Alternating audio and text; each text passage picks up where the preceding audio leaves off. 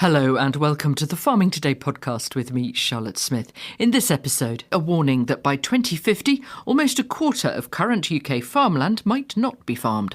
We could easily see in the next few years a very serious food security crisis. More on that later. Let's start, though, at the beginning with seeds.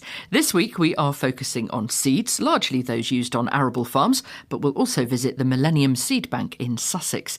Producing the billions of seeds needed to grow wheat, barley and so on is big business and relies on both tried and tested crops and the development of new varieties. David Bouch is head of seeds at Hutchinson's, which supplies farmers covering more than 1 million hectares. It takes 7 years to bring a variety through from the beginnings, if you like, where the parent varieties are crossed, and it takes it 7 years to make it through to being something that people are happy with and can fulfil the function that's required of it. So that might be bread making, it might be malting in terms of barley, it might be feed in terms of wheat. So that's partly just the sheer time it takes to breed it, but also I presume because it has to go and be trialled in fields to see if it actually works. Yeah, and that will be trialled pretty much entirely in the UK as it currently stands. It'll be trialled by the consumer. So again, the miller or the bread making home, or in the case of barley, malting. So, ultimately a variety will be successful on the fact that it has to yield. So it needs to be something that will be appropriate in terms of giving a return. But in terms of quality, that is always consumer-led. And therefore it can mean that it takes varieties sometimes a long time to get through, or sometimes they don't get through. And the converse of that is that varieties can in some cases last an awful long time. So there's a winter malting barley that's been around 50 odd years and still continues to be grown in small numbers. With the new varieties, what's the rate of attrition? How many do you come up with that just for whatever reason don't quite make it? The percentage would be high. So in terms of candidate varieties for this year, I think there are 20 odd varieties of wheat, and you would think that at least half of those won't make it, probably higher than that. In some years, it might only be one or two that would make it out of those numbers. So the attrition's pretty high, but it has to be to make sure that things will do the job that they're required to do. If you're growing a crop for seed, is it a markedly different approach that you have to take than if you're growing it actually to harvest for food? People will have to pay more attention to making sure the crop is clean. We don't need other varieties in there that may have been spread from field to field, so they can potentially need roguing out.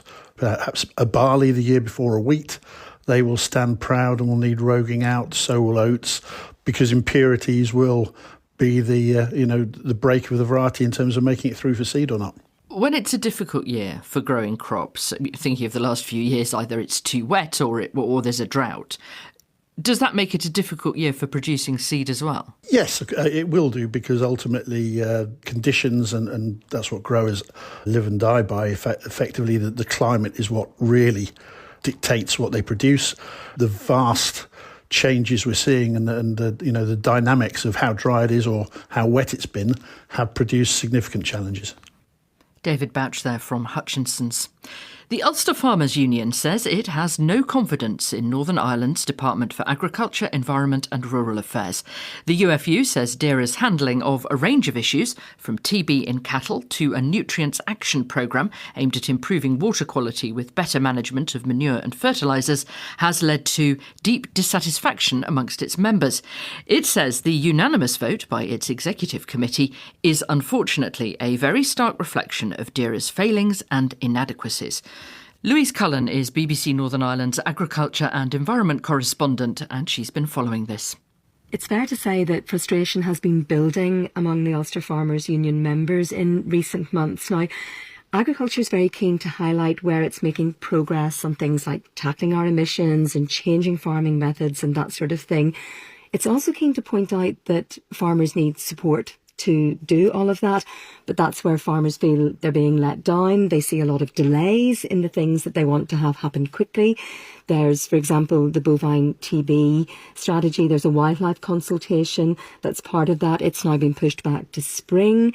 I'm being told that betterment in the ammonia strategy is dependent on the Nutrients Action Programme consultation. We know there's been a lot of pushback around that programme consultation. There's also no plan for sheep sector support. And what farmers are hearing there is that the Farming with Nature package needs to progress before that can go ahead. So they're also concerned about support for young farmers. So all of that has built in frustration, as the Ulster Farmers Union President William Irvine described. This has been a gradual build-up over a range of issues and numerous months. And we're an organisation of over 100 years standing. I never remember an action like this before. Farmers are feeling demonised at the moment. Is this symbolic then, or will the union now stop communicating and cooperating with DAERA? The Ulster Farmers Union is very keen to point out that the union needs to stay in the room on all of these issues. So yes, maybe there's a little element of symbolism with this vote, but it's indicative of the serious frustration. Also, they would say this is not an attack on the minister. They're very keen to point that out as well. It's an expression of frustration with the civil service structure around the minister. Now, there are vast staffing shortages in the Department of Agriculture, Environment and Rural Affairs, around 1,000 almost. And that's increasing pressure on a lot of those staff who are there. What's DAERA's reaction been? Well, the response today was that the department was disappointed to learn of the UFU vote. And they said that our door is always open to discuss issues with them. This is very much a two-way street relationship. It always has been. There's perhaps a shift in focus in the department towards more building in that environment aspect a little bit more, whereas agriculture was always very much front and foremost in the past. But other groups have responded now as well. The Northern Ireland Environment League, they said the importance is of working together, that there's no progress made on anything unless everybody is in the room. And that applies as well to the Ulster Farmers Union. Louise Cullen in Belfast. We need land to do more and more things: renewable energy, housing, space for nature and growing food. Debate over which land should be used for which goal is intensifying, and we're going to be talking about it a lot over the coming months, not least because a government land use strategy is in the pipeline. Well, today a cross-party group of MPs are adding their voice, warning that UK food production could drop by almost a third by 2050.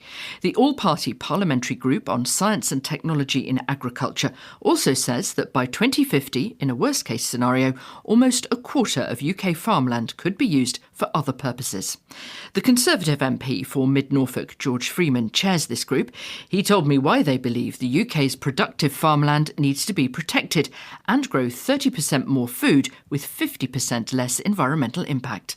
The UK is only at 62% of our food produced domestically. It's only 15% of fruit and 53% in vegetables. The pandemic showed us we cannot rely anymore on the easy assumptions of globalisation 1.0. We have to be more resilient. The government's recognised that.